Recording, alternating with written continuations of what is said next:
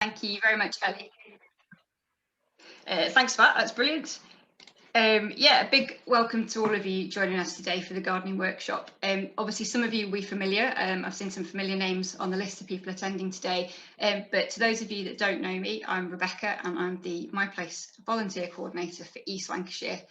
I currently run activities in Accrington at a community allotment called Myplace.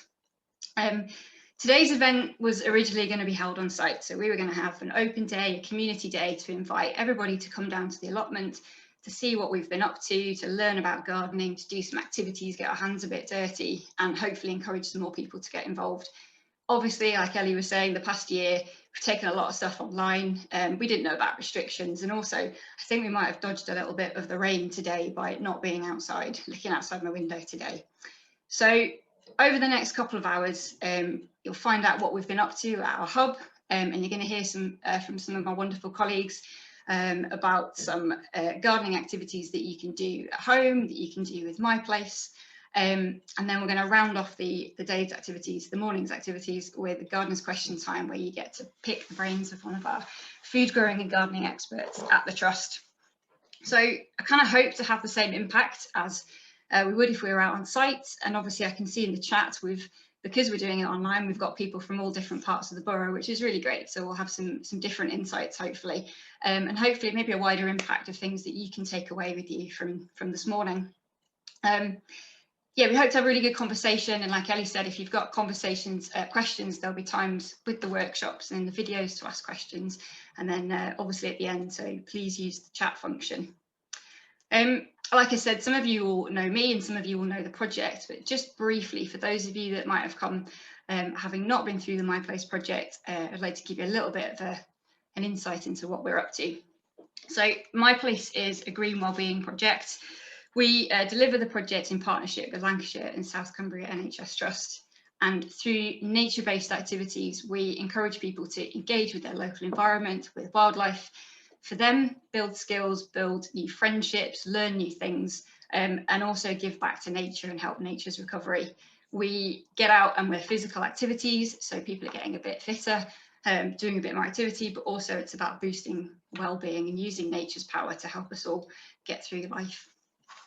We base our activities on 5 different themes, so I'll just briefly go through those.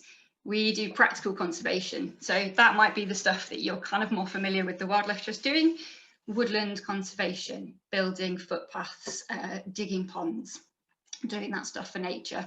We also take groups on nature walks, and that might be a lovely walk out in the hills where the walking is the activity, or it might be slowing it down a bit and doing ID work, so finding out about fungi or what birds you can hear and identify. We do bushcraft activities, so that's using some of the natural resources that we've got on our sites, and we'll hear a bit more about that later. And we also do mindfulness, and I think all of us have probably taken some time, especially over the last year, to just try and slow things down a bit and concentrate on one thing and try and quieten some of the noise from the rest of the world. And that's really, really useful to do out in nature and positive for us all. And then the final type of activity is growing. So that could be planting trees and hedgerows, or it could be food growing, or it could be maybe planting a wildflower meadow. Obviously, our East Lancs hub, as I've said, is an allotment. So that last one, growing, is a lot of our activity. And that's why we're here today, to chat about that. We want to show you the benefits for you of getting involved in food growing and what you can learn and how you can benefit, but also how you can benefit the environment. And we'll see that in some of our workshops. So my hub is currently funded by the Windfall Fund. The idea of the project is to do our Myplace activities, but also create a sustainable allotment and a group that continues beyond our funding, and obviously producing lots of really healthy, yummy produce for everybody. So without further ado, I would like to introduce you to Myplace Community Allotment, and we're going to do that in a video that we filmed a couple of weeks ago. So yeah, I hope you enjoy. Hi, I'm Rebecca. I'm the Myplace volunteer coordinator for East Lancashire. I work in Accrington, and I'm going to introduce you today to our Myplace community allotment, which is where we have our Myplace hub. Come on in.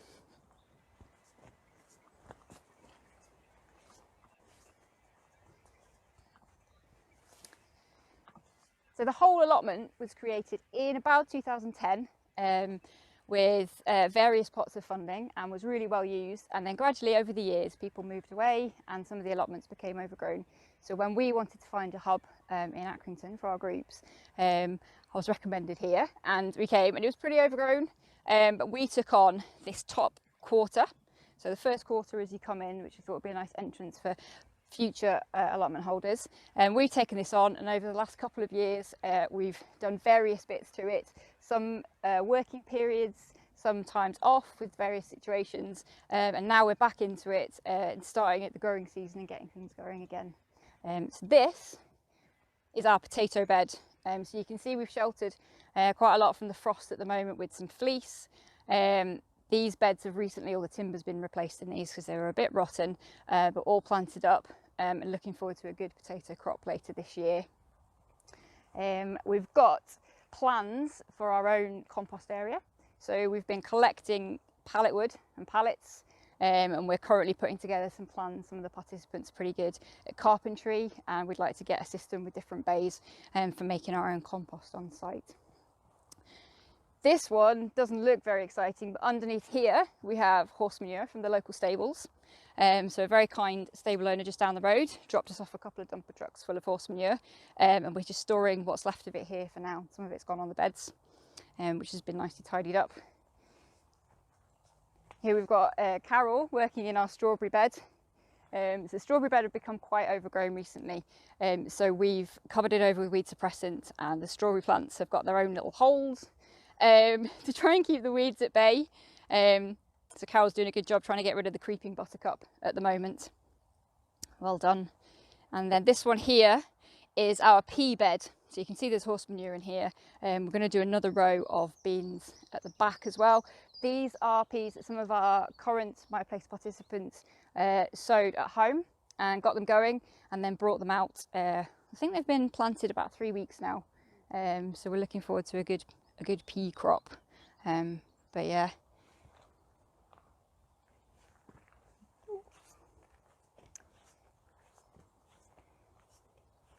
So moving on, recently we've discovered lots of different path types underneath weeds. So we've got some brickwork we've been exposing recently, which some of the guys have really enjoyed doing, some quite manual work clearing those and making it a bit easier to walk around the site. And then we've got wood chipping to act as a weed suppressant as well, just making the site nice and easy for us all to walk around. But it's also quite nice because there's lots of different textures and sounds and things, so when we're having some quite mindful time, you can kind of do sensory walks as well around the site, which is really nice. This bed here is one of our no dig beds, which Carol will talk about a bit later. In here we've got our organic plum tree, and then we've got some garlic, some onions, some spinach and spring greens. Spring greens are taking a little bit of a hit from the slugs at the moment, but they seem to be staying away from some of the other crops, so we'll see what happens there. And you can see kind of the centerpiece of our site is our shelter. So when we got funding again to work on this site about a year ago, one of the things we wanted was a shelter, because it's quite an exposed site. We often get some weather, some Accrington weather, a lot of rain, and it would be nice to still be outside. The plants need the rain, but sometimes we need to be dry. But also in summer, there wasn't a lot of shade other than the polytunnels, which get really warm. So we've had this created, and we are going to make a green roof on top of there. We're just getting the plants for that. But it's already, I mean, it's been finished at this stage about 2 weeks. It's already earned its place. We've had hail today, but also this morning we were sheltering under there because we needed some shade. So yeah, it's doing its job really well. These are our dig beds. We've got some rhubarb that we've never really done anything with. It was just here when we took on the site. It's actually grown through this bed. So next year we're going to split that.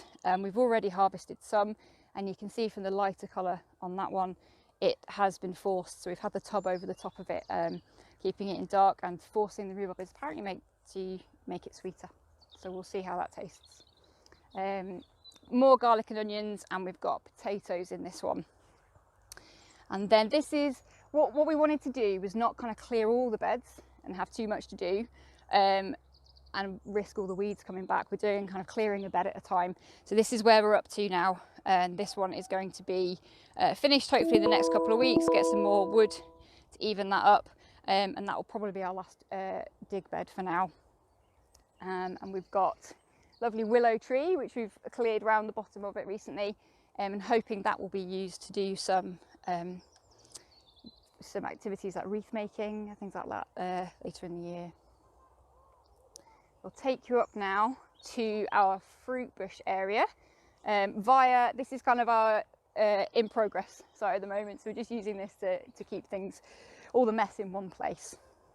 This is the fruit bush area, which did not look like this a couple of weeks ago. It was really, really overgrown with lots of brambles, to the point where you couldn't actually get to any of the fruit that we wanted. So we've taken out a lot of the brambles. We've left some for wildlife and for brambles, obviously, for blackberries, but wanted to clear a lot. We've got gooseberries in here. There's at least 2 different types of gooseberries. There's some raspberry canes.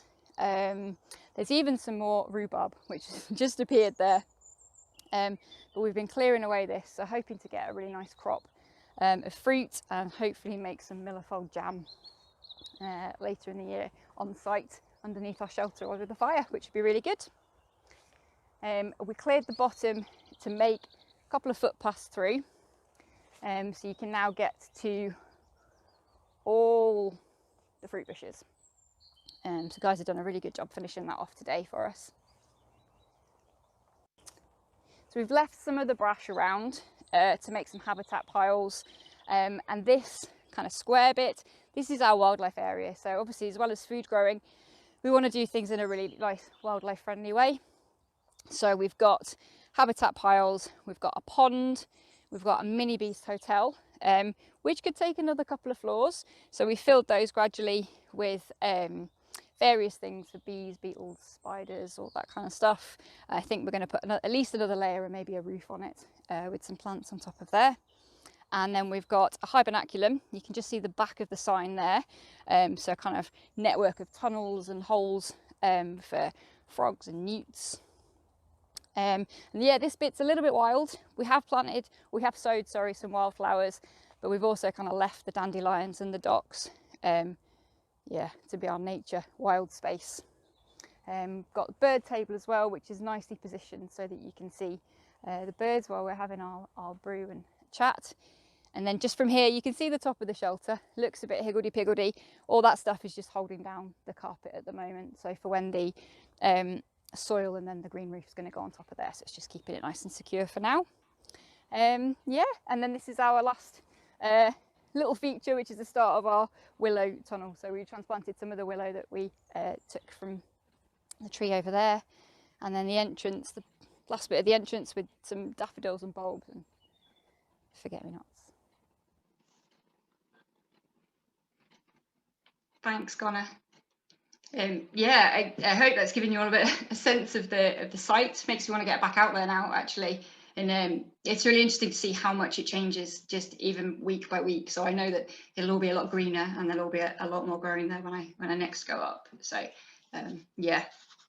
Right, it's now time for our workshops. So I'm going to hand over to my fabulous colleagues. First up, we are going to hear from Danielle about gardening and climate change. So hi, Danielle. Danielle works part-time on the Myplace project and actually started with me at Millerfold a while back now, a couple of years back now. So thanks for your involvement there. The rest of Danielle's working week, she works with our friends over at the Prospects Foundation. So as an outdoor learning officer. So over to you, Danielle.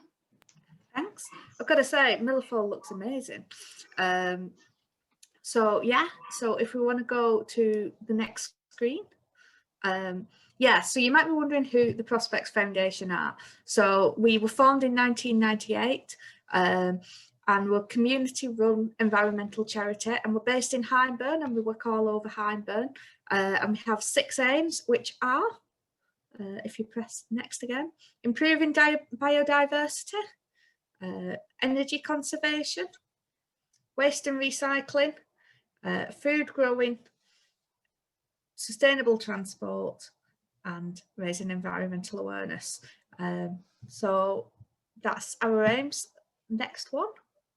So yeah, we have a shop on Broadway in Accrington Town Centre. So if you're about, come and pop in, have a chat with us and see what we've got going on. We have volunteering days, and we also have like guided walks, that sort of thing. So next slide, please. So Rebecca asked me today to talk about gardening and climate change, which is a huge subject, and I've only got 15 minutes.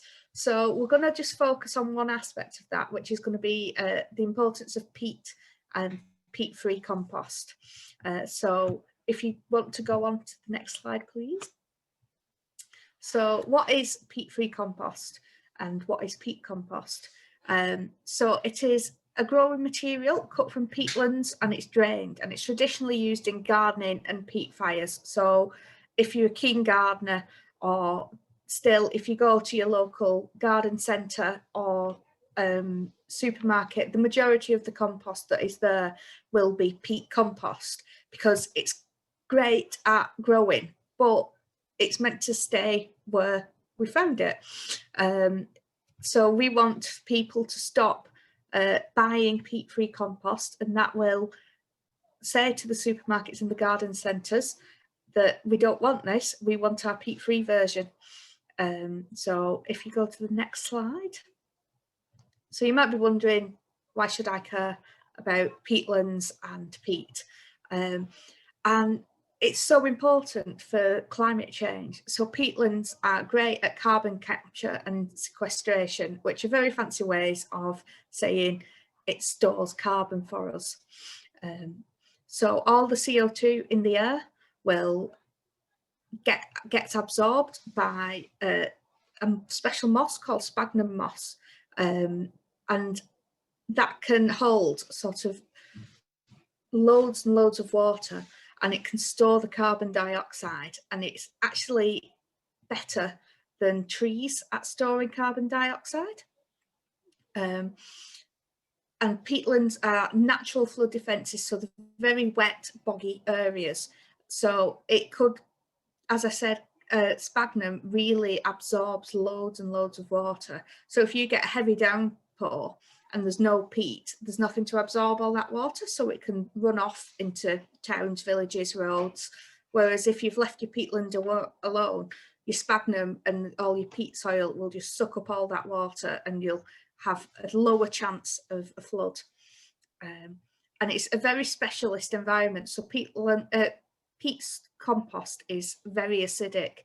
So it's home to specialist species like sphagnum moss and cotton grass and sundews, which are carnivorous plants, which sounds like it should be found in the Amazon, but we have them here in the northwest.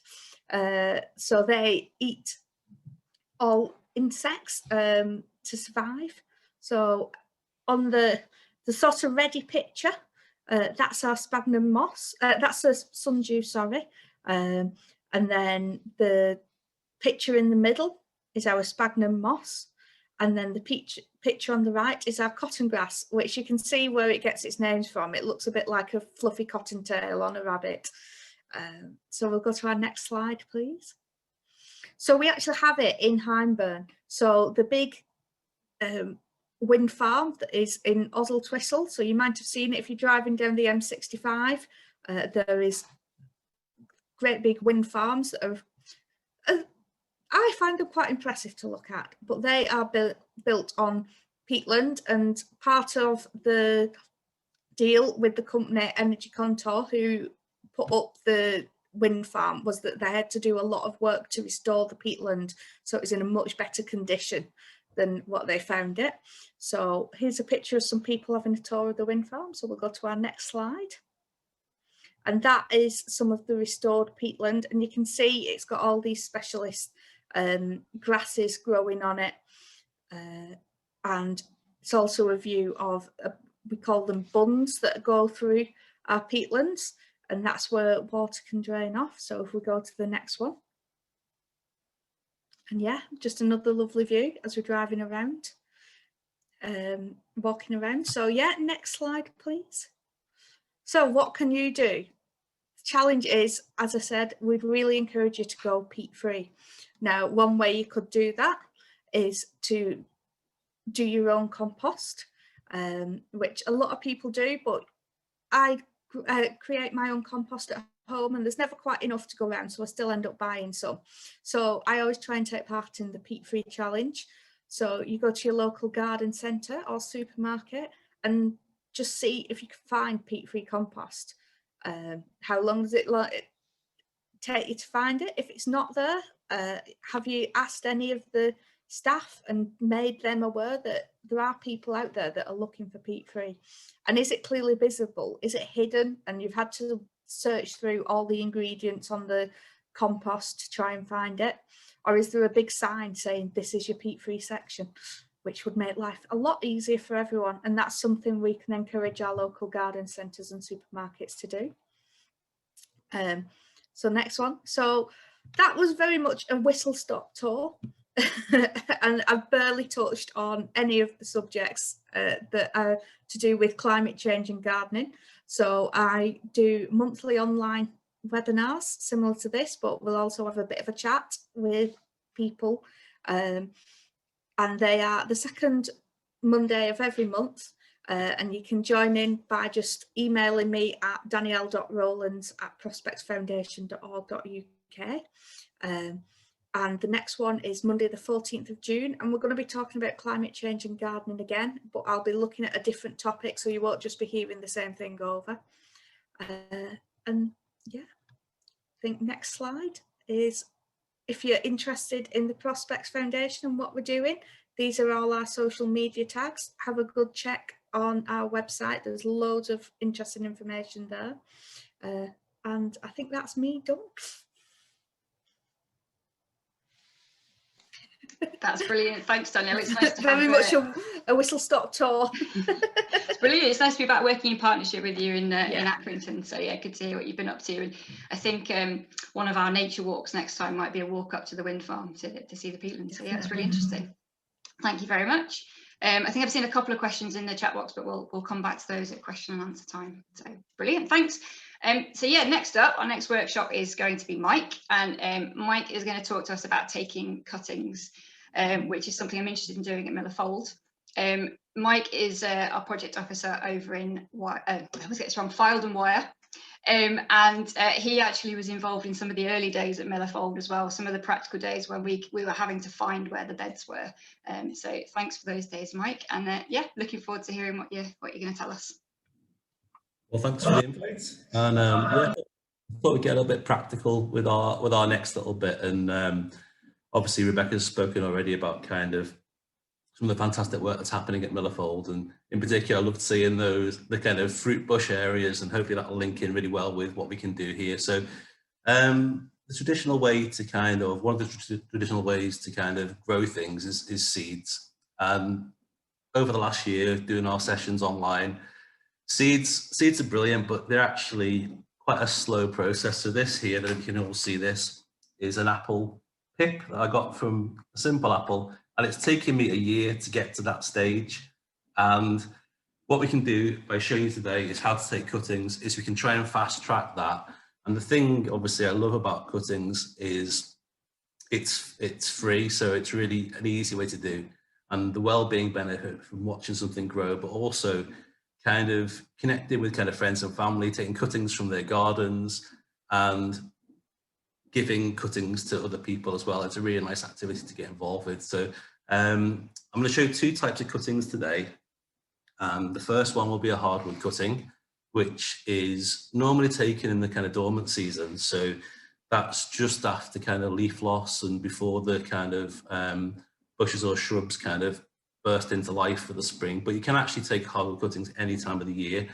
And the second type of cutting I'm going to show you all today is a softwood cutting. So some examples of the things that Rebecca's mentioned already. So things like apples, damsons, plums, black currants, red currants, gooseberries, and also elder. They can all be done with by taking cuttings, what's known as propagation.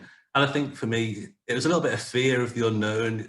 You think it requires specialist knowledge, and it's just about giving it a try. It's not rocket science, and it's about kind of giving it a try. And if it fails, just keep on trying and build that resilience up. So what I'll do is just go into an example the hardwood cuttings first. So what I've got here is nothing very exciting today. So I can find in the garden is a privet branch. And what I'm going to do, first of all, hopefully you can all see that okay, is up the stem, we have what's called bud pairs, or sometimes referred to as nodes. And with our hardwood cuttings, the hardwood cutting is last season's growth. So it's a little bit brown, but it's still kind of flexible, still kind of a little bit bendy.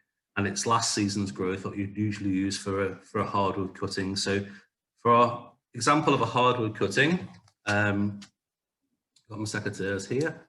And what I'm going to do is this bottom bud pair, or this bottom node here, I'm just going to cut, sorry, I'll turn my secateurs around that way so you can see better. I'm just going to cut beneath that bud pair. Now what I'm going to do is count up four pairs. So I've got 1 here, 2, 3, 4. On my 4th one, I'm going to cut above the bud pair, and I'm going to cut this at a slight angle. The reason I cut this at an angle is to allow the water to drain off the top. So all these leaves here are not needed anymore. You can take all those leaves off, and that is our first hardwood cutting. So that can be placed directly into soil, or it could be placed into water, and it could take potentially 4 or 5 weeks for that to start developing roots down here. We want lots of root growth. So I'll show you an example of one that I had just placed in water. This is probably about 7 weeks ago that I did on a session. Make sure it doesn't drip all over the laptop. But can you see all those roots on that cutting there? So this is a buddleia, which is great for our pollinators. So that is how to take a hardwood cutting. So I'll show you one more time. Again, with the hardwood privet here. So on the bottom one, I'm going straight beneath that bud pair. 1, 2, 3, 4, and then at an angle above the bud pair. And again, get rid of all of these that aren't needed. Any extra leaves you can take off. We want all the energy to go into the roots. And you can maybe put about 10 or 20 into a single pot, and even if only half of those take, it's a really, really easy way to kind of take cuttings, because in garden centres they're so expensive. And as I say, the real benefit is to you can give these to friends and family. It's really nice activity to give them to others. So that's our first one for hardwood cuttings. I know somebody in the chat here gave me some advice, and I will give them credit.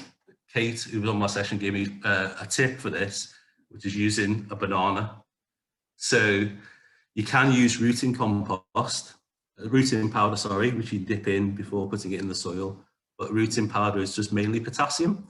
So you can actually put them into a banana, or use banana peel into your pot, potassium rich. So in case you wonder why I had a random banana with me on the session. So that's our hardwood cuttings. And our softwood cutting, also, so this is an example of some I took a couple of weeks ago. These are all elder. So the elder are okay, and also some rowan trees here. So the apple trees could work that way. But if you think that's taken me 4 weeks, and that took me a year, you get instant results with cuttings. So they're all hardwood cuttings. We're able to make some nice elderberry jam or cordial. Our next one is a softwood cutting, and this is this season's growth. This is all this year's vigorous growth. And what we need to do is select things that aren't in flower. And with these ones, it's slightly different in that, again, it's the same with the nodes. We don't have to count the nodes or anything like that. We need to cut above the node on this one. Again, remove the leaves, and then cut above, or you can actually just pinch it off because it's soft. So just pinch that off like that. And that again, straight into some soil, or it has to be kept moist, or into some compost. With things like like buddleias, the leaves are quite big, so you can actually trim these in half. And again, trial and error, lots and lots and lots, and lots of them hopefully will succeed. So I'll show you one more time on this one. Let's take off the leaves.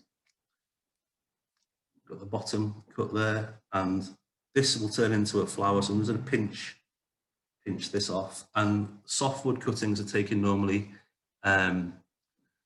mid-spring to kind of early summer. So they're the two types of cuttings to take, both hardwood and softwood. So just give it a try. Always ask permission if you're going to see any bushes. Just don't trim in people's bushes when you're walking around. And also, if you're having to transport your cuttings, if you're not going to pop them up straight away, it's always good to cut them and keep them in a plastic bag before you get home, so you can kind of, they don't dry out.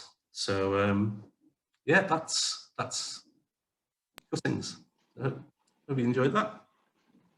That was brilliant, Mike. Thank you so much for that. Thank you for not cutting yourself at any point. And I absolutely love the banana tip as well. What a brilliant tip. So we'll be following that one up, I think. That's great, thank you. So last up on our workshops, we have Emma. Emma's one of our senior project officers on the Myplace project, and as a keen allotmenteer, she is going to give us her top tips for wildlife-friendly gardening. Yeah, thanks, Rebecca. Yeah, this is a complete joy for me to be able to kind of talk to lots of people about gardening and wildlife. This is just like my dream morning. So thank you very much for inviting me along. So I've got the top 10 tips I've got for how to make your garden really great for nature. I discovered an interesting fact. There's 24 million gardens in the UK. So apparently that's 4 times the land coverage of all our national parks put together. So basically we've got this vast living landscape that we're all kind of helping to look after. So huge potential of things we can do for nature. Next slide, please. Connor's helping me out here. So yeah, for those of you who don't know, there's been a No Mow May campaign. So everyone's been encouraged to not mow your lawns just for the whole of May, because by doing that, it means you get a whole range of flowers coming through right now, dandelions, all sorts of daisies, things like that, that are really useful for bees right now, the pollinators, because a lot of flowers aren't quite out yet. So by leaving your lawn free of cutting for a month, you're doing a fantastic thing for nature. This is actually a photo of my neighbour's garden, and it's actually really beautiful. So not only can you do stuff that's good for wildlife, it can look fantastic as well. Another thing, if you do have to have a really tidy lawn and you can't bear the thought of it looking really scruffy, well, how about just mowing a tiny area of it as you go into the summer, right? You know, leave some for the bees. You don't have to kind of mow all of it. Yeah, so yeah, try and help get more wildflowers in your lawn. Next slide. Tip number 2. Rebecca, you had a fantastic example of this at your Myplace allotment. I love your pond, it looked fantastic. It's one of the easiest and best things you can do for nature in your garden. And your garden doesn't need to be huge. You can make a little pond or put some water out in your garden. The photo on the right is a pond I've just created out of a bucket. And then I put some old bricks in it so frogs and things can get in and out. Also, that's a good thing to do, because occasionally if a hedgehog falls in, they sometimes can't get out of the pond. So make sure there's a way of helping things get in and out of your pond. But yeah, something as small as a bucket, fantastic for frogs. This is a photo of a frog I found in my greenhouse. I did liberate him or her. I was very happy they were in there because they're probably eating lots of bugs in there that I didn't want them to be in there. So yeah, brilliant for amphibians, frogs, newts, toads, and I get quite a lot of those in my garden. So it's a really simple thing to do. Another really easy thing to do, and you can do this if you've got a yard or a balcony, is just put a little dish of water. And that's fantastic for bird baths. I've been watching starlings and blackbirds having amazing baths and drinking in the hot weather earlier in April. So it's a really simple thing to do, and it's brilliant for wildlife. Also for hedgehogs and things like that, so they can drink without falling into a deep pond. So a little dish of water. Tip number 3 is about looking after the birds, and putting up bird boxes is a really simple thing to do. You can try different designs as well. I'm super excited because I've got some blue tits nesting in one of my bird boxes at the moment. So I've just become completely obsessed by the blue tits. And actually we put in some old socks, my boyfriend's old socks at the bottom of it, and that seemed to have really attracted them. So yeah, so simple things like creating boxes. Putting food and water out them is also really, really important. And I've also noticed the bare soil, that birds have really fantastic dust baths. Some sparrows in my garden absolutely love having that bare soil, because I think it gets rid of the mites that they sometimes get. I've also seen that they're slightly nibbling some of my green plants, but I'm actually okay with that because they need that, and I plant loads. So there's some for me and there's some for the birds. So yeah, next slide. Tip number 4, yeah, think about your pollinators. So it's not just your bees, it's obviously your hoverflies and all sorts of other insects that help pollinate things. So one of the simplest things I've done is, the photo in the middle is some purple sprouting broccoli and some kale that I planted, and you can see the purple sprouting broccoli, is still bits there that are good to eat, but I've just let it go into flower, and that has been fantastic for the bees. Right now I go out to my garden and these yellow flowers are absolutely covered in bees. So it's a really simple thing to do. It means we get kale and tasty purple sprouting broccoli early in the year, and the bees and the pollinators have some fantastic flowers that they can pollinate. So yeah, something simple like that. Or you might want to try a pollinator strip. So you could have a kind of strip of your garden that you set aside especially for pollinators, and plant lots of flowers and things that are good for pollinators. I've got a picture there of some comfrey, bee coming out some comfrey, and nasturtiums, top tip, nasturtiums, so easy to grow, and every part of that flower is edible. You can eat the seeds, the flowers, the leaves, but also they grow right into the autumn, so there's flowers right through the summer and the autumn. So that's another thing to think about when you're planting flowers and things for pollinators, is try and plant stuff that there's flowers from spring right the way through into late autumn, because that just means there's something for the bees and the insects to gain pollen from throughout the year. So it might be in the discussion later, might talk a little bit more about the sort of things that you could plant, but things that are really, really good are things like herbs, so sage, lavender, rosemary. Yeah, there's so many great flowers. Try and go native as well. Try and go with native plants as well if you can do. So think about things that grow naturally in nature, that can then kind of be encouraged in your garden as well. So you don't necessarily always have to kind of buy stuff in. You can just let little patches of your garden go to seeds and go to flower, and that's great for pollinators. Tip number 5. Don't be too tidy. This one's really easy for me. I'm not the tidiest of people, but this is a little nettle patch in my garden, and it's the simplest thing to do, just to leave a little patch of nettles, and they're fantastic for all our native butterflies. Pretty much most of our butterflies, or quite a lot of our native British butterflies, need need nettles in some part of their life cycle. So we've got a picture there of some, a red admiral and a tortoiseshell and a peacock. They all benefit from nettles.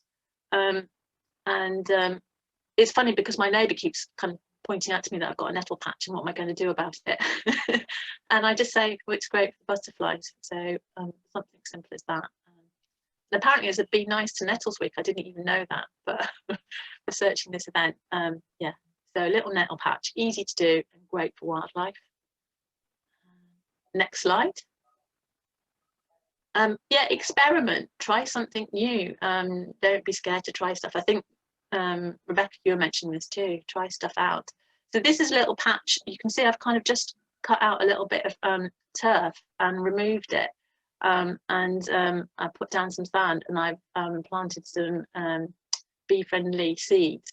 The pink flowers on the right, the red campion, so that's the seed patch from last year, my little experimental patch from last year. And the patch on the left is the one I'm trying out this year. So just by removing some topsoil, removing all those nutrients, putting down loads of sand to make it nutrient poor, I'm trying to create my own little kind of wildflower area. So yeah, just experiment and try stuff. Go vertical as well. Think about if you've got fences and gates and things that sheds and things that plants can climb up. So clematis and honeysuckle, really easy to grow, fantastic for wildlife, and they'll look fantastic as well. Really brighten your garden. So just try new stuff out. And I was going to say also, you don't need a big space. I love this kind of little vertical garden, the hotel that someone's created. You can do this on a balcony. You could do this in a yard. You don't need a big garden to do any of these kind of top tips, really. Tip number 7. Sorry, I could talk about this all day, so you have to shut me up at some point. There's only 10. You'll be glad there's only 10. Fruit trees. They're really good to grow. It was interesting, and Mike talking about taking cuttings. This is a little apple tree in my garden on the right hand side there. It's fantastic for blossom, which the pollinators absolutely love. There's also ivy growing up it, so that's great for the invertebrates. And later in the season, when I have a host of apples, usually I can't eat them all, and I'll leave a few on the trees, and that's really great for the birds going into winter as well. So it's just such a simple thing to grow our fruit trees. You could also kind of include them, perhaps if you've got a hedge, you could make an edible hedge, something like that. So really simple thing to do, little fruit trees in your garden. And also you can control how big they grow. They don't have to go enormous. You can keep a fruit tree quite small if you've got a small garden. Tip number 8, hedges. So yeah, I've got a hawthorn hedge, which is that white blossomy one, you can see the top there, in my garden. And it's been absolutely brilliant because this time of year you get the blossoms, so it's great for the insects and pollinators. But later in the year, where you can see that photo of the birds, you're going to get the berries for the birds. Also, I've got some sparrows nesting in there as well because it's quite thorny. Cats can't get in there and eat my little baby birds. So also you can make an edible hedge. So you could add some red currants, some black currants, mix it up. You could put in some hazel, lots of kind of plants that are really great for hedging, and just you're providing a whole new vertical habitat for animals and birds and insects. But also it does a really important thing, which it creates a wildlife corridor, because sometimes wildlife gets trapped in little pockets. So where we can connect wildlife to other wildlife, hedges are a fantastic way to do that. Yeah. And tip number 9, bugs really matter. If you haven't got a little bug home in your garden, have a go at making one now. It can be as simple as a log pile. You could make a funky little bug hotel like the one at the top of that photo. Even if you've got a balcony in your yard, they're just brilliant for attracting all sorts of ladybirds and beetles, insects. Yeah, and particularly useful over winter as well, where some of those are needing to hibernate as well. And compost heaps. If you don't have compost heap, oh my gosh, they're the most brilliant thing ever. I don't need to go to a garden centre to buy bags of compost. I've just got my own free compost from my compost heap. So it saves you money, but it's also great because it creates a new habitat for worms and wood lice, also things like slow worms. So it's just a really simple thing to do. If you're not into composting yet, do get composting because it's just such a brilliant thing to do. Final tip now, I think. Yeah, connect. Try to think of ways you can connect your garden with your neighbours' gardens. If you can try and create hedgehog holes in your fences, it means that the hedgehogs can move around. They're not just trapped in one part of an area. Yeah, so try and think about your hedgehogs in your garden. See your garden as part of a larger nature reserve. You know, I was talking about those 24 million gardens, and it's 4 times the size of national parks. If we can connect our gardens and create these corridors for wildlife, we're doing amazing work really in helping our wildlife.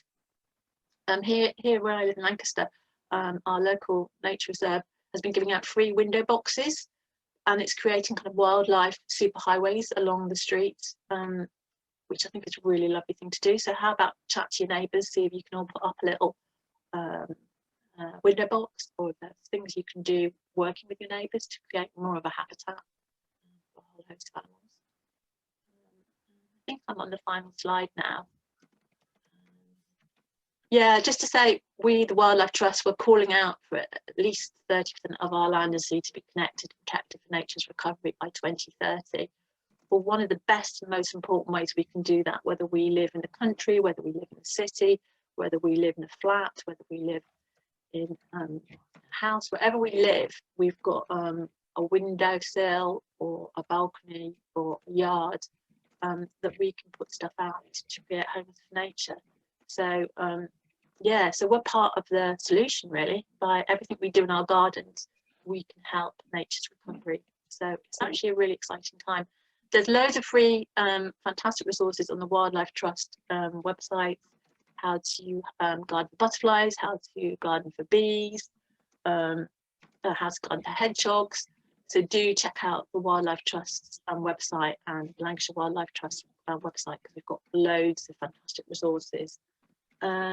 And also just to say a final, apparently this week, 23rd to 30th of May, is Every Flower Counts. Plant Life are running this fantastic project where you can go out to your garden and work out your own personal nectar score. So I might be giving that a go because that's quite exciting. So yeah, huge thanks for listening to me waffling on. As you can tell, I'm really passionate about gardening, and I hope you'll feel as passionately as I do. Next steps, yeah, talk to your neighbours, just get everyone involved in all of this because it's so exciting, it's so enjoyable, it's so good for us, it's so good for nature. Thank you. That's brilliant, Emma. Thank you so much for that. And never apologise for your enthusiasm. It's infectious. And yeah, it's lovely. It's lovely for us to see, you know, some of the things that we have done, but also some really lovely ideas for something that we're going to do down the line on our various sites. So yeah, it's brilliant. Thank you very much. Yeah, so we've kind of focused quite a lot on the practical parts of growing at the moment. So just to bring it back for a few minutes and talk about the wellbeing side to gardening. Obviously, those of you that know Myplace, but at the beginning I mentioned that we're a green wellbeing project, and it's, you know, it's so valuable for all of us to remember and to share how growing stuff is good for our well-being. And there's something really powerful about nurturing something from seed to plate. There's been research done into the microorganisms in soil helping boost people's ability to cope with stress and things like that. You could, like Emma, you could go down a wormhole and find all these exciting things to become passionate about, but just getting out in nature. And I think something really important to take from Emma's presentation is that, you know, every little bit helps. Something on your windowsill, something in your backyard, it all contributes to the planet and to us.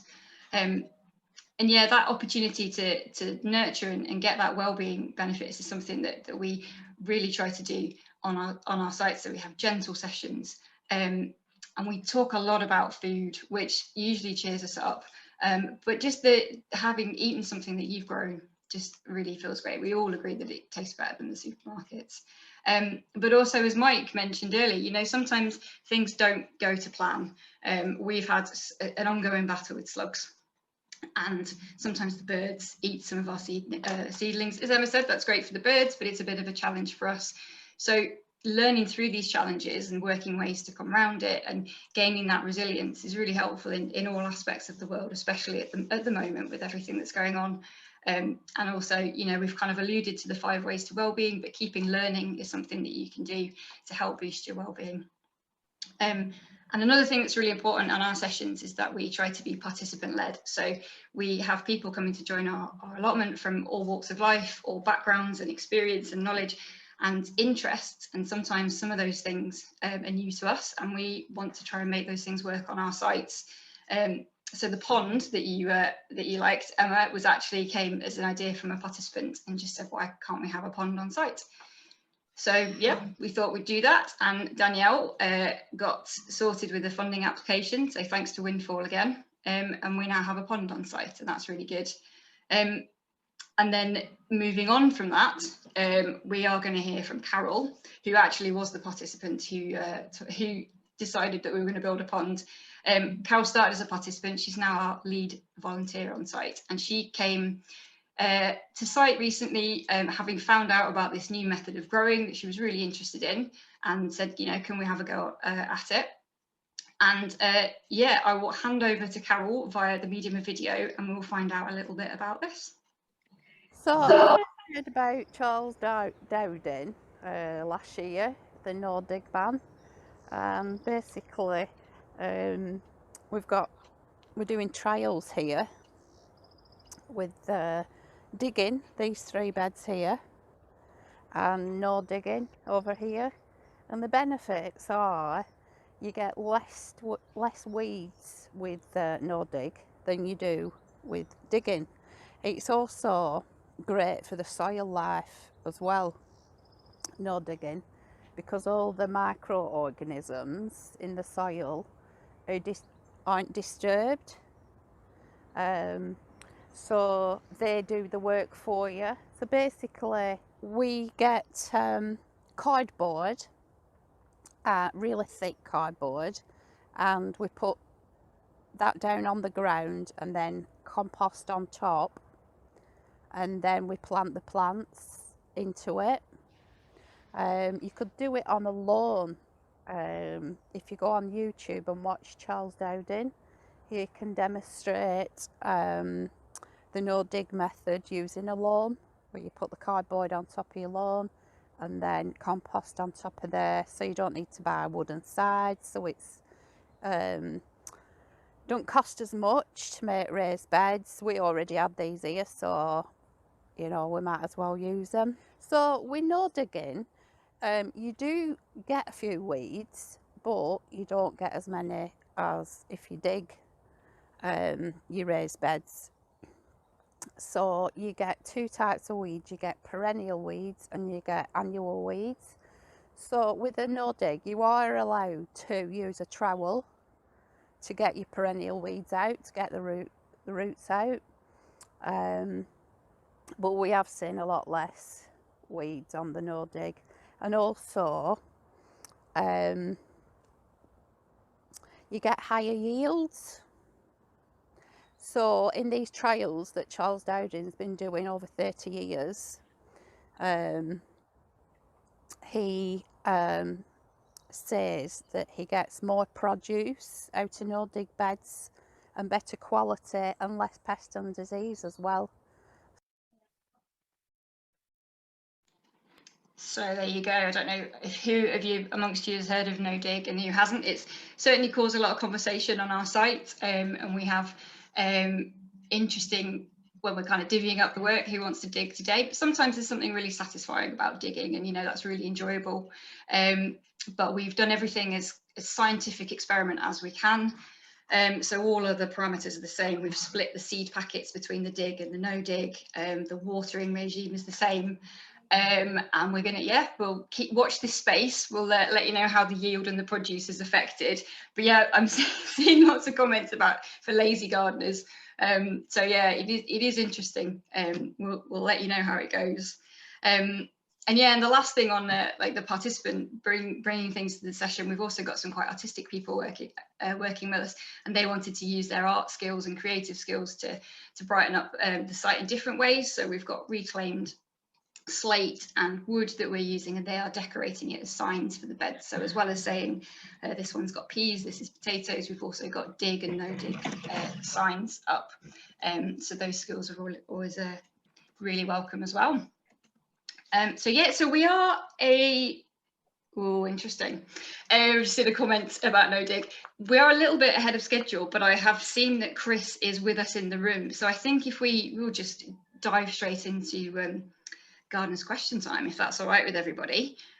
So I'd like to introduce you to Chris Taylor, who will probably do a better introduction for himself, but Chris works with the Wildlife Trust and Let's Grow Preston, and has worked on lots of growing projects throughout our area, and was really helpful to me with advice when I took over Millerfold about what to start with, basically, and not overface myself too much. So Chris, over to you, and then I will find some questions if you'd like to just introduce yourself. Hello everyone. Oh, sorry, that's my dog introducing herself as well. Yeah, I think Rebecca's covered most of it. So she said work for the Wildlife Trust and Let's Grow Preston on some conservation projects, but mostly growing projects. So a mix of community gardens, running our food growing sites, and some nursery production for sale as well. So I've got a sort of fairly well-rounded horticultural background and can blag most things. No, but yes, happy to answer any questions anyone has, or make something up where I don't know the answer. We'll never know. Brilliant. I'll start. I've got some questions from some people who couldn't make it today. So if I'm all right to start with those, and then yeah, guys, if you want to put things in the Q&A, and we'll go through those afterwards. So I've got a question from Lorna in Burnley. She wants to know if varnish or paint on planters can affect what you're planting, and if there's specific things she could use or shouldn't use. As for sort of specific products, I sort of wouldn't be able to sort of give a detailed sort of analysis of what products you can and can't use. But yes, there are some things you probably shouldn't use. I mean, most of the time, any sort of water-based product isn't going to damage. Certainly, creosotes aren't good, but there's a get out for all of it, really. I mean, if you're growing ornamental stuff in there just to look at it, I can't see that really making any difference. But you could line the inside of your planter with some thick black plastic once it's been treated, and then you're just keeping the treated area separate from the soil. And I suppose then technically, because you'll need some holes in the plastic, there is still a chance of a tiny amount leaking through, but nothing you're going to paint on a planter is so toxic that tiny amounts are going to do any harm. So yeah, basically just it's what they'll often do in raised beds. Even some of the old-fashioned sleepers that were creosoted with all sorts of nastiness, people have still used them, but lined the inside of the bed with black plastic. So as I say, you're just keeping your soil away from the contact to that chemical. Awesome, thank you very much. I have a question from Eleanor in Lancaster. She says that she has a rhubarb which is growing in a planter about 30 to 40 centimetres depth. Unfortunately, it's been planted in peat soil, I think before her, and it keeps growing, and then as soon as the leaves get about to hand size, they turn yellow and die. Is there anything she can do? Yeah, the ideal, they rarely do that. When we used to sell rhubarb in the garden centres, if you hadn't sort of sold it by about May-ish time, that's exactly what would start happening. It's one of those plants that wants a really big root run, and when it realizes it's restricted and there's no more room for roots to grow, it just starts shutting off leaves.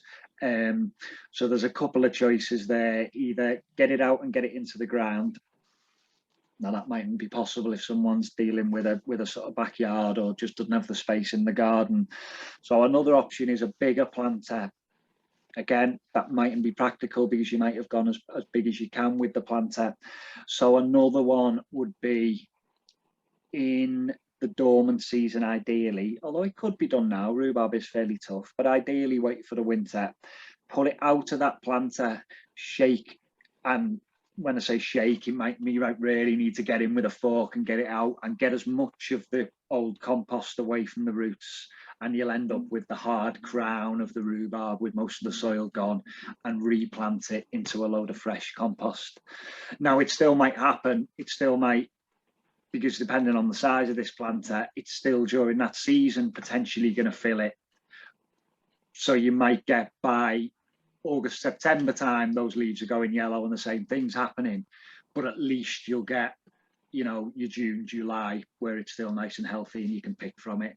And I'd have thought to keep it in a container, again, depends on the size of it, it's probably best sort of done every year-ish, that taken out, refresh the compost, let the roots run into some fresh compost, and that'll sustain the leaves for a bit longer. Brilliant. And then going on slightly from that, when you split the crown, is it literally you just cut it in half with a spade? Yeah, I mean, some things you maybe need to be a little bit more sensitive with, in that, you know, you're starting to talk about looking for where the eyes of the crown are coming, looking for where next year's new buds are coming from. But with a rhubarb, I'd say it's pretty much just put your spade down the middle of it. They can be, depending on how old they are, they can be quite tough and woody. You know, you might end up bouncing on the spade to get through it. But yeah, just shove the spade through it, and you've got 2 pieces. Brilliant, thank you very much. I have a question about hydrangea. How do you feel about that one? Yeah, so this is from Vicky in Burnley. She thinks that her hydrangea has been affected by the late frosts and isn't looking very well. It's just got a few green shoots. Is there anything she should do, or should it just recover? It'll probably just recover. Yeah, it's years. Hydrangeas used to get this much more often, but the way we've been having our winters, they've been fine for a while. It's one of the reasons why they say on the big mop head hydrangeas, don't take those tops off until, you know, maybe end of Marchish time, because the new buds are under there, and that mop of old flower is protecting them from the frost.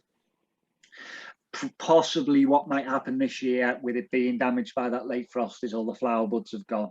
As long as you've got green shoots, it's definitely going to come back, but it mightn't flower this year, which might leave the opportunity for cutting it hard back this year. Now, maybe not. You might want your hydrangea to be absolutely huge, in which case ignore all of this. But often they sort of are outgrowing their space, and people don't want to cut them, because if you cut them back, it flowers on last year's wood, basically. So if you cut it back, you're cutting off the flowers. But the chances are you've lost the flowers for this year anyway because of that frost. So now might be the opportunity to either cut it back to 6 inches, back in half, just take the tops off, just to reshape it, because you're going to miss this year's flowers anyway, and then it'll grow to a lovely shape, ready to flower again next year. Brilliant, thank you very much. Right, I'm going to pop into the Q&A section now. So, in general, this is from Julia. In general, is low nutrient soil better for growing pollinator friendly plants? Would you recommend having several patches of different soil quality? Yeah, I mean, when we're talking, you know, there's all sorts of pollinator friendly plants that will grow in any sort of soil, you know. So nutrient poor soil is not essential for having some stuff that's going to benefit pollinators. So I think we're talking a little bit more specifically here about what we'd call wildflowers, you know, native, the sort of meadow stuff. And it isn't necessarily true, although it's sort of commonly talked about, that the wildflowers themselves grow better in the nutrient poor soil. So if we take an example of, say, a poppy, common poppy, if we put it in a pot of compost, fresh, really rich compost, and then we dug up some really nutrient poor soil, the plant we put in the compost will almost certainly grow taller, grow lusher, and get more flowers than the one in the poor soil. So that begs the question, why am I always hearing wildflowers need this nutrient poor soil? It's more so that the aggressive grasses and aggressive weeds like nettles and docks will thrive in rich soil and will do really badly in poor soil. So it's not particularly that, I mean, there are some wildflowers, there will be some exceptions of wildflowers that do, you know, really need that low nutrients. But none are springing to mind. I can't think of many that wouldn't, on an individual basis, do better in a pot of rich soil. The reason why we like poor soil is not so much to benefit the wildflowers. Well, it is indirectly, but it's not so much for the wildflowers. It's to keep out the weeds. The weeds are much less likely to grow in that soil. So that's our reason. So yeah, would it be worth having different patches? Yeah, I mean, certainly, but you got to think, to some extent, if you're doing small patches in your garden that you're prepared to spend a little bit of time weeding, it doesn't really matter if a few nettles come in, because you're going to spot them and you can just take them out. So it's much less important. Now, when you're doing a 2 acre area down the side of a road verge, you ain't going in and pulling out all the nettles from that. So on a smaller scale, it's not, you know, necessarily essential for that smaller. If you don't want to do much weeding at all, then I'd say, yeah, try and get the nutrient down and then you'll have less. But if you're quite happy to go out and do a little bit of tinkering, just use the soil you've already got, it's fine. That's really interesting. Yeah, definitely a different way of thinking about it that I'd not thought of before. And also that tinkering is quite mindful, isn't it? And you can enjoy. Absolutely. So yeah, definitely. Brilliant. I hope that answered your question, Julia. So now I've got a question from Sarah about tulips. Wondering if you could advise on how best to cut back tulips so they come back the next year. Right. Basically just take the faded flower head off, because what you don't want it doing is making seed particularly. The seed is taking energy away from the bulb. So once the flower petals have fallen off, nip that top off, and then they will come back, you know, stronger. But just another tip, and this isn't going to help with the tulips you've already got. An awful lot of tulips, particularly the very showy ones, the ones when you look through a catalogue, you'd think, wow, that's incredible, what a flower. They are very often so highly bred that they'll only do 1 or 2 years of really good flowering. The plant is putting so much energy into that showy flower that no matter what you do, you're going to get diminishing returns. They're going to get worse and worse each year. There are some exceptions, some of the species tulips, which are a little bit smaller and daintier and do like sort of a bit more of a well-drained soil than a lot of the tulips. But a range of the more traditional ones are called the Darwin hybrids. A lot of them are variations on red and yellow and orange, but there are some other colours as well. I've had a patch of them under an apple tree in my allotment for, it must be 15 years now, and they just get better every year. So if you want a tulip that's really going to come back, you know, like you would a daffodil, I'm putting it in my garden and I want them to get better, I want them to bulk up and be better, then go with those Darwin hybrid, one of the variations of Darwin hybrid tulips. They're much better at coming back. Now, I had a customer when I was a self-employed gardener, and she had, you know, quite a big posh garden, and she used to do a bedding out tulip display every year. So she had some beds that were started from scratch. She'd put some wallflowers, some other spring stuff, and some lovely tulips that she'd pick different ones from every year. When they started to fade, before I came, and then once I was a gardener, we'd dig them up and we'd plant them into a little sort of meadowy area, woodlandy meadow area at the bottom of her garden. And that looked stunning in the spring because it had all the remnants of the old tulips, different range of tulips coming up. Now, probably the ones she planted 10 years ago had faded out and weren't coming anymore, but that was fine. She'd had a few years from them. So, you know, they'd be up and down. Some would do better than the others. So it was just a way of reusing those tulips. But yes, if you don't want to, so what I'm getting at there really is a lot of people treat tulips as bedding. Will treat it just like you would with a busy lizzie or whatever. It's something that's for 1 year. But if you want a tulip to really last year on year, go for the Darwin hybrids. Great, thank you very much, Sarah. So you know what to do. Let's have a look. And so now I've got a question from Yasmin, who doesn't have a garden, so grows in pots, and split an oregano plant, but it died. Is there something that might have done wrong, or is there a specific way to do it? The normal things that would go wrong when somebody hadn't split something successfully would maybe be the wrong time of year. So I would probably be trying to do a marjoram or oregano just as it was coming up out of the ground. So well, I'm guessing that would probably be March time, depending on how warm the weather was. And yeah, then you could just fork it up out of the ground, and you should almost, with oregano, so with the rhubarb you're gonna have to put your spade right through it. With the oregano you could potentially almost tease it apart, or just put a couple of hand forks in and sort of pull apart with that. And then if you make sure you've got some active green leaves on both of them, both halves, then it should get going.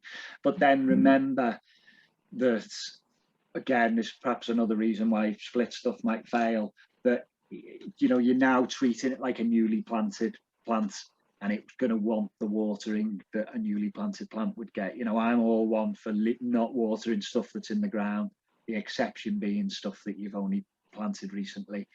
And we did have, although it's hard to remember now because it feels like it's been raining forever, we did have a really dry spell for a while. You know, the ponds at some of the nature reserves were looking like June at some point in April. So it could well be that you know, you as everybody does, you damage a few roots, feeding roots when you split it, and you just put it in, and it's sadly just coincided with a dry patch, and it's dried out a little bit. Obviously, without sort of asking more questions about timing and whatnot, it's difficult to say, but that would be my guess. Yeah, that's great advice. Thank you very much. There are a couple of questions about slugs. So I know we've sort of tried various things at Millifold. And so one of the questions is, do you have any tips, the best thing to get rid of slugs or keep slugs at bay, especially in planters?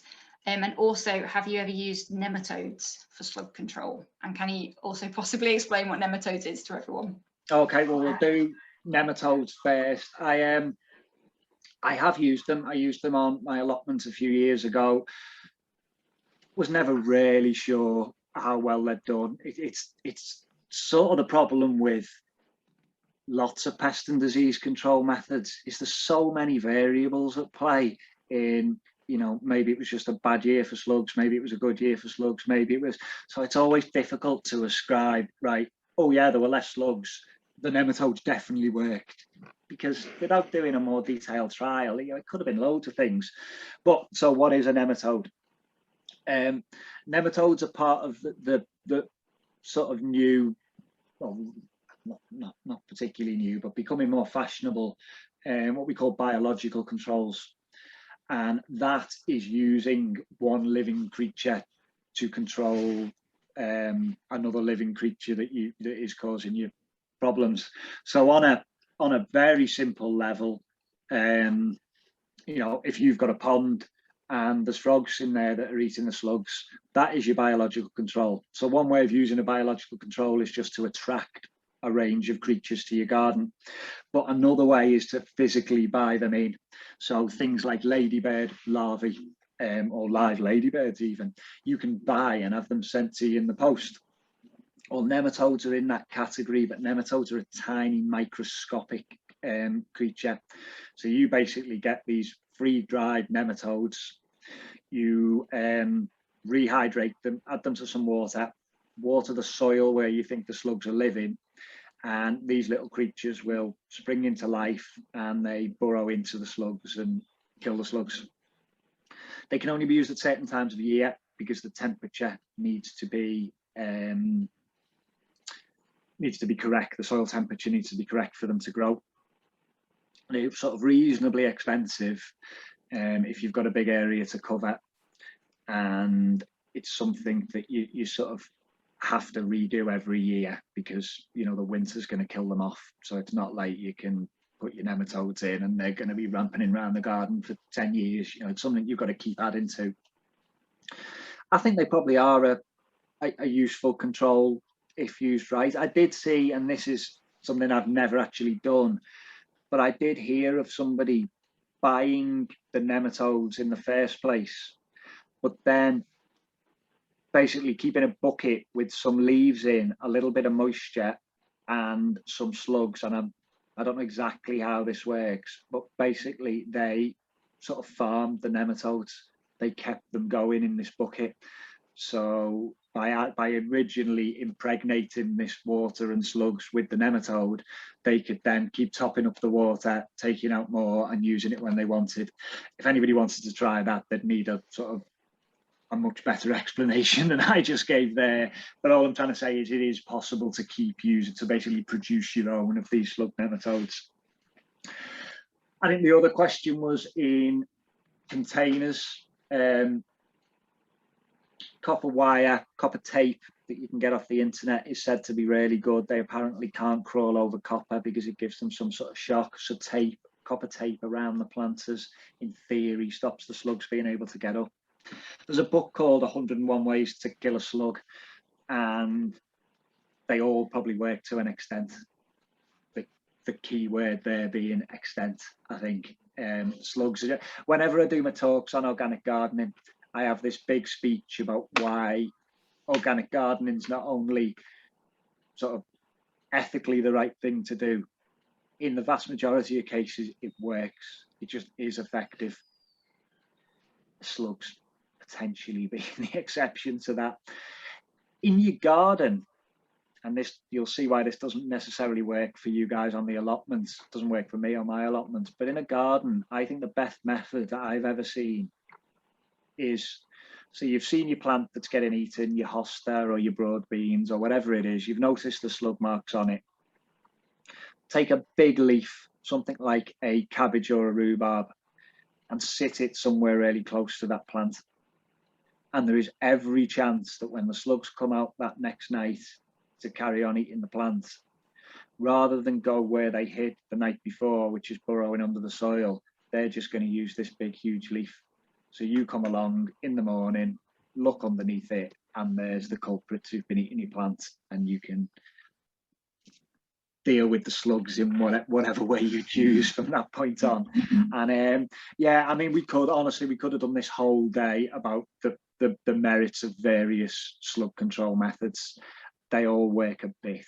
Personally, I think why I said it doesn't work on the allotments is it's no point. If you can't go that day, then your big rhubarb leaves just become a nice home for the slug, and he's coming out the next night to carry on eating your plants.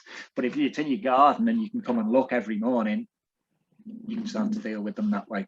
So personally, I think that's about the most effective one I've come across. That's brilliant. I think we've just found the next subject for this activity is going to be 101 ways to kill a slug or remove a slug. But yeah, it's really interesting. Let us know, guys, like what you find successful on your sites. And obviously, as Chris said, it's really different in different places and different settings, but be interesting to hear. Oh, let me just do one more on slugs. There's birds and there's hedgehogs and there's frogs and there's all sorts of other things that will eat an adult slug. From what I have read, most of them will only eat them if they're desperate. Slugs are horrible and it's nobody's favourite meal, but they will eat them if they're desperate. But one of the best predators for slugs are beetles, not in that they eat the slugs themselves, but they eat loads of those little white slug eggs. So again, it's something I keep meaning to look up, and as a conservationist, I shouldn't have to look up, I should know, but I keep meaning to look up various designs of beetle banks, because there's just like you can build a bug hotel and a bee hotel, there's things you can do to attract beetles to your garden, and beetles are going to eat loads. They don't eat slugs, but if they've eaten all the slug eggs, that's in effect done the same job for you. So that might be again another one for your project. And even if they don't control your slugs, you've built a beetle bank and you've helped beetles, so there's no harm done. Absolutely, yeah. Brilliant tip. Thank you very much. There's a couple of questions that are similar-ish. So I've got a question from Carol, who says that she is growing 3 types of melons for the first time in polytunnels. Please can you give some tips and advice? They were all sown a month ago. The watermelons are currently 1 inch tall and the honeydew are about 4 inches tall. They're currently sitting in her living room, hopefully to be transplanted to the polytunnel soon. Yep, well, I think it sounds like you're not far off. I'm looking at the weather, you're not far off being able to transplant them. It's meant to warm up this week, and then it's not impossible, but it was pretty unlikely we'd get a frost, certainly a frost that would be hard enough to get into your polytunnel and set them back. Have a look up. I've always done them as a climber, so I've always given them a frame or something to or net to climb up when I've done the melons, but I have seen them just done sprawling along the ground as well, so you can look at the various pros and cons of that. They are going to like a decent bit of water, particularly when the fruit starts swelling. They're going to really like a good bit of water then, but probably like a tomato, ideally giving it as evenly as you can. So giving little and often, so it's always wet, rather than leaving it 3 days and then flooding it. you know, again, I'm extrapolating from tomatoes here a little bit, but my guess is you potentially get the fruit splitting or damaging if it's suddenly got inundated with water after being dry.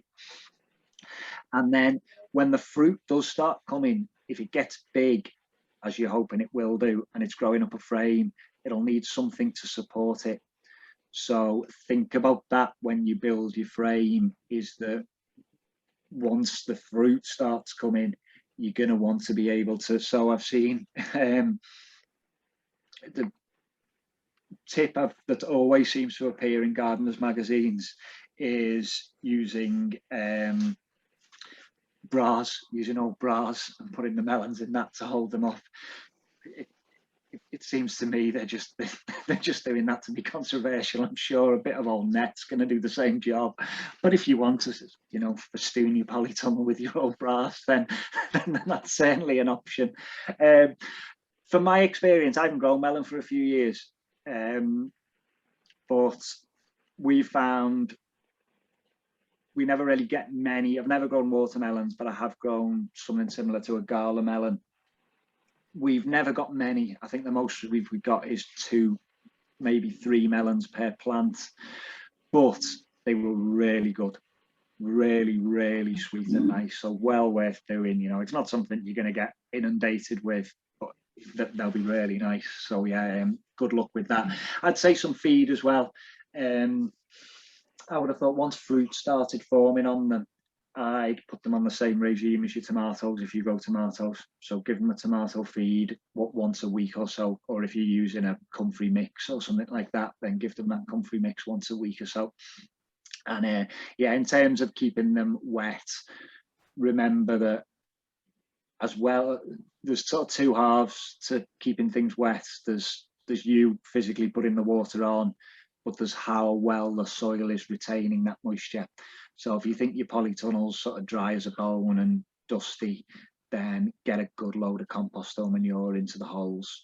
Or what might be a nice idea, sorry, I'm really ranting here, aren't we? Sorry, but what might be a decent idea is to, like I do with my tomatoes, take a pot about this sort of size. So, you know, somewhere between a 3 and a 5 litre pot, cut the bottom of it off, screw it into the bare soil of the polytunnel, and then fill that up with compost to plant into there. So you've got the plant initially rooting into that lovely compost in the pot, but because the bottom's off the pot, it will root into the ground as well. And I think that might be good for the melon. If I was growing melons again, that's the way I'd do it, I think. That's great. I think that's our next week at Millerfold. Connor, did you have something to add to that? I just saw something in there. Wanting to answer live. Oh, okay, no problem. Not you. That's fine. Thank you very much. Similar. Well, I say similar. Somebody, Elizabeth, has asked, how do you grow a mango from a fruit?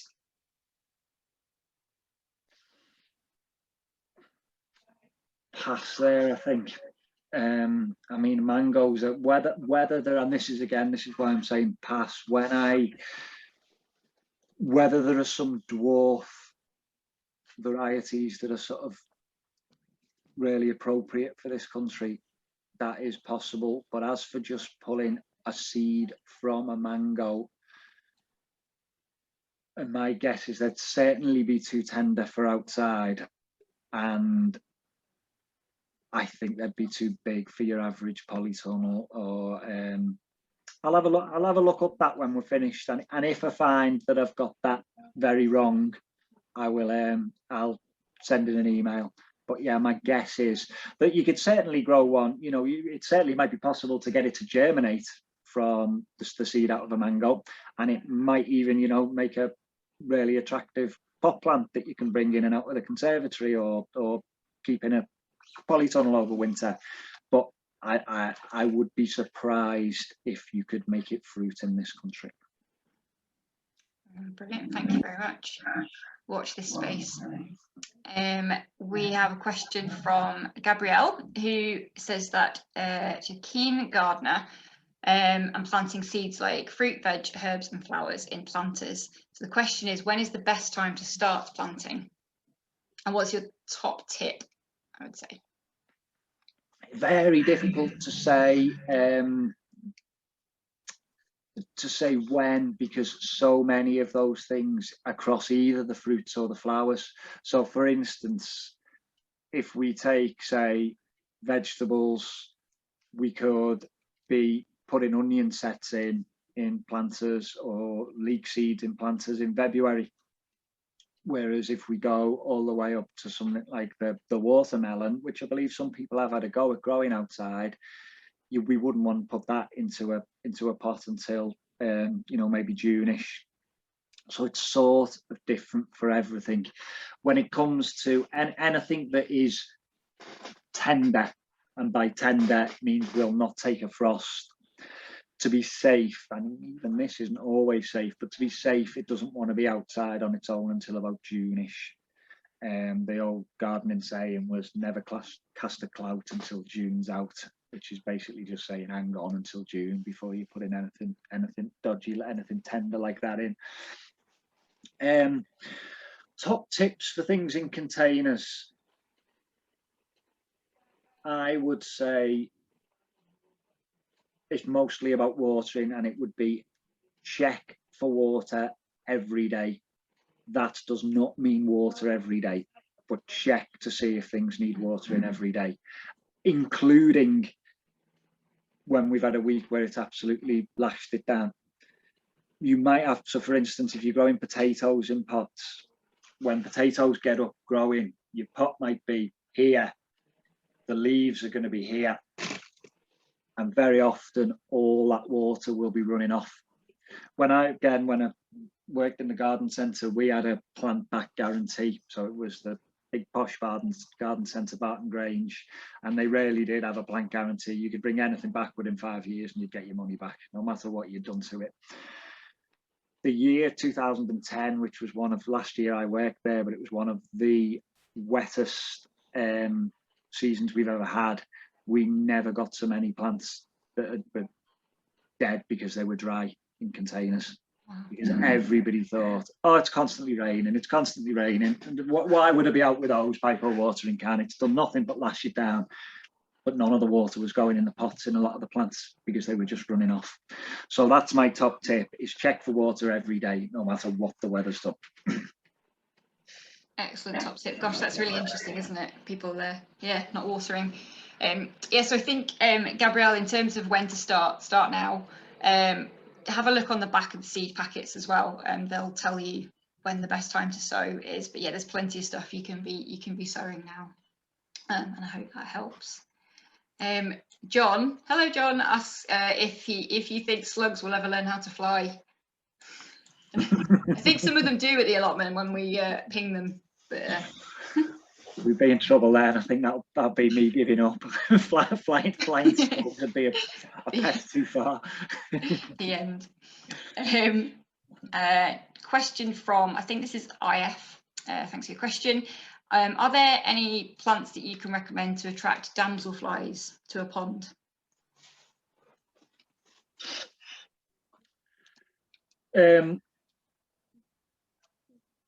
Some of it's a little bit dependent on the size of the pond, and I haven't got the sort of dimensions stored to memory, but you can look up sort of how big a pond needs to be to support dragon and damselflies. The larvae, perhaps less so for damselflies, but the larvae for dragonflies is quite hungry and stays in there quite a lot, so there needs to be enough food for them. But basically, the females oviposit or lay their eggs on upright marginal plants, so stuff that's growing out of the water but is sort of that lancelot, leaves straight out. So things like flag irises or juncus or some of the rushes, anything that sort of sends a leaf straight up out of the water, and there where the damselflies will lay the larvae. So and anything with those characteristics will work for you. But watch out for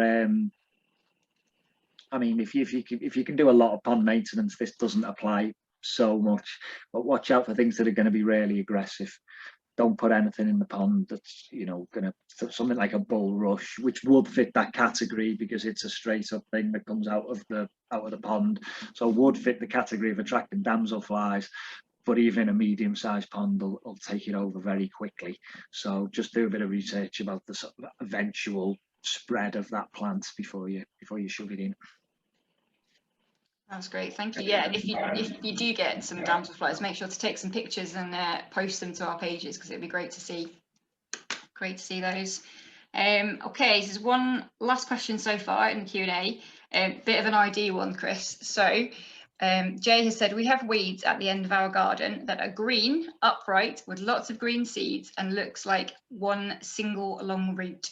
It doesn't flower and it gets everywhere. Any ideas what it is and how to get rid of? Give me that description again, please. Green, upright, with lots of green seeds and what looks like a single long root. It doesn't flower and it gets everywhere. I wonder if it's mare's tail or horse's tail. Do you think from that description? Possibly, yeah. And that's interesting because I did have a question about growing around mare's tail. So, yeah, we could go with that. Yeah, let's assume it's mare's tail. Well, the bad news is you'll probably never get rid of it. By get rid of it, I mean get to a stage where it's all gone and you're confident it isn't coming back. The roots are thin little black things that are difficult to find, and they go down meters to the ground, so you just can't dig deep enough to get it out. The good news is you can get it to a stage where it isn't hugely problematic anymore. Can be difficult. So my second allotment was absolutely thick with it, and basically what we had to do, it took a long time, but not particularly physical work, just monotonous work, was basically dig out each spadeful to about that sort of depth, 1.5 spades deep, chuck it into a wheelbarrow and sift out all the roots and just sweep right the way down the whole allotment like that. Then even after all that work, that first season, quite a lot came back. So we took out as much root as we can when we were weeding with that. And this is probably year 6 of that allotment. It still comes back now, but it gets a little bit less every year. If we left it for a year and didn't do any pulling, we'd almost be back to square one, or we'd certainly be back to square one within a couple of years. So it is something I'm afraid that you're now going to have to sort of keep on top of or tolerate in the area. You know, if you go in, wildflowers will grow amongst it, ferns will grow amongst it. There's plenty of ornamental plants you could make work with it. So there's 2 ways of dealing with it: is try and keep it down as much as you can, or say, well, I'm fighting a losing battle, I'm going to plant things that look nice growing alongside it and deal with it that way. Still maybe want to do a little bit of control so it doesn't take over completely, but yeah, so there's 2 ways of thinking of, like any weed really, is right, how do I get rid of it or how do I incorporate it? Yeah, it's excellent advice. And thanks for the reminder, Jay, because I'd forgotten to ask that question. So it looks like Jay's looked it up, and yeah, it is mare's tail. So thanks for that. Right, I'm just having a quick scout through the question and answers. Oh, I saw one then. Somebody asked about coffee grounds. Sorry, I can't find it, but somebody says, can you compost coffee grounds? Yes, you certainly can. You certainly can. You wouldn't. It's quite acidic, so if it's sort of the coffee grounds that you're producing at home, yeah, just keep chucking it all on your compost heap. If it's a case of your local Starbucks wants to give you bucketfuls of it every week, then you know don't have too much of it, because it can be quite acidic and turn the soil a bit too acidic. But yes, composting's great. It's also one of the things listed in the 101 ways to deter, kill, whatever word they use, the slug. Apparently coffee ground susceptible plants will stop the slugs. I've got to say, it would certainly be towards the bottom of that 101 list, I imagine. I can't see how that's hugely effective, but maybe it is, maybe I'm wrong. Which is the space. Brilliant. Right, I think I've gone through all the questions in the Q&A. If there's anyone that I've really missed, if you could just pop it back in the Q&A, that'd be great. And then I've just got two more questions. So one, based on the little quote that you gave earlier, it's quite similar. Cassie asks, when is the best time to prune box hedge? Because she's heard that you shouldn't do it until after Derby Day, but she never knows when Derby Day is. Derby Day, yeah, I'm exactly the same. Yeah, Derby Day is sometime towards the end of May, early June. I mean, we could look up when Derby Day is, but if you think of last week of May, first week of June, that's going to be about fine for it. And funnily enough, I was looking this up recently because it's often quite late. So your box that you're wanting to keep in a nice clipped shape is often looking a bit untidy by then. And I was wondering, you know, what was the sort of harm of taking that cut that little bit earlier? And we're back to the sort of late frost thing, really, in that you are, in fact, no, it wasn't. It was slightly different. It was you're going to have a load of very soft growth earlier than that.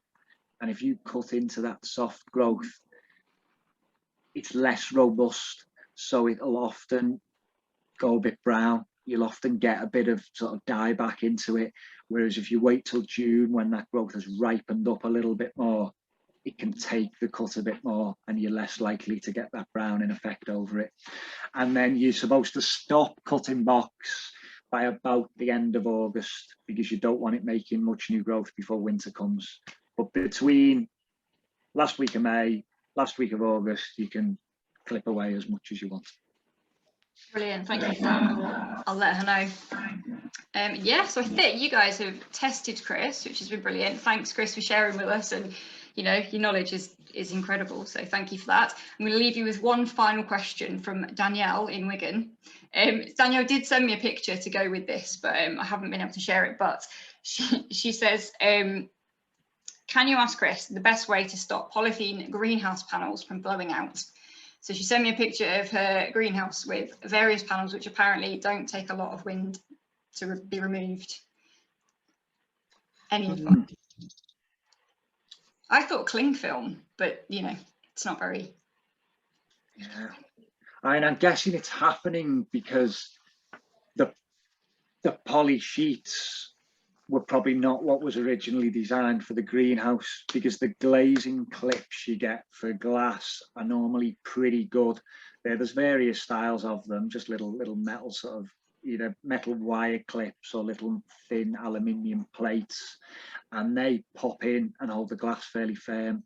My guess is that poly is a different thickness so that those pop-ins aren't holding it. I'm a bit stumped with that one, really. Again, without sort of seeing it, it's difficult.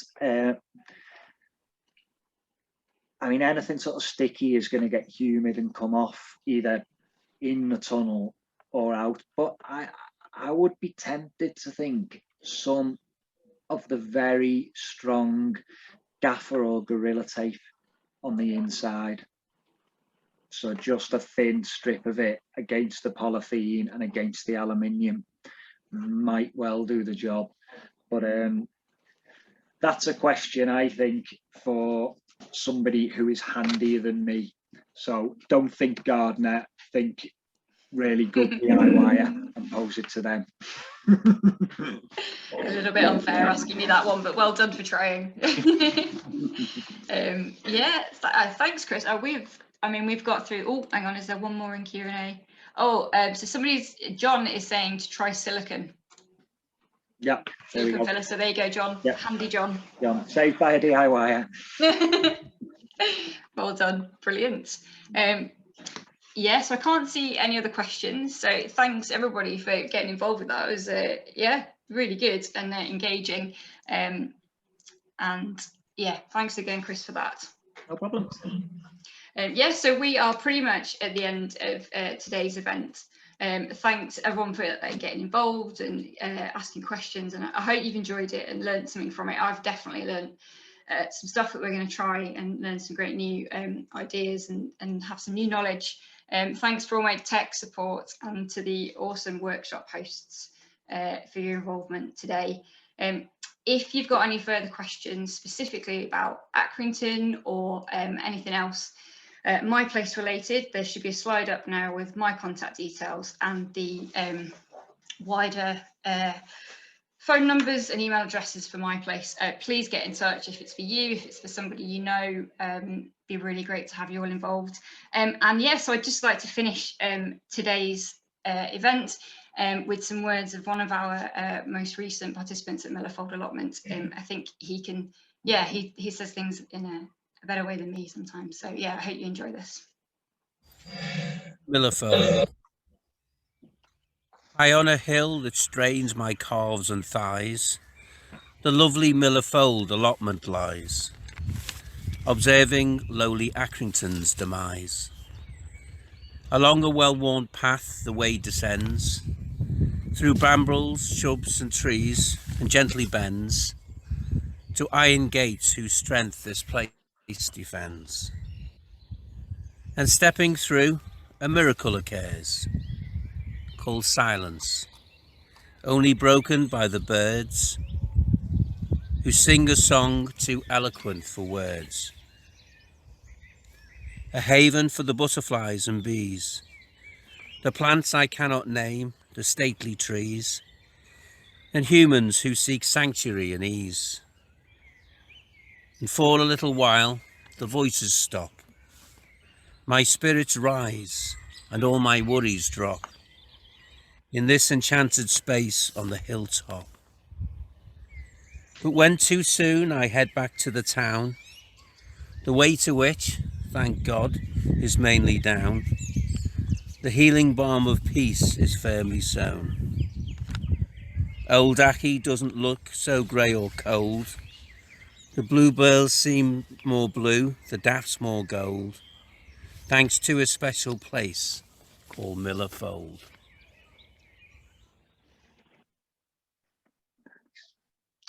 Yeah, hope you enjoyed that. Yeah, thanks for your time, everybody. See you soon.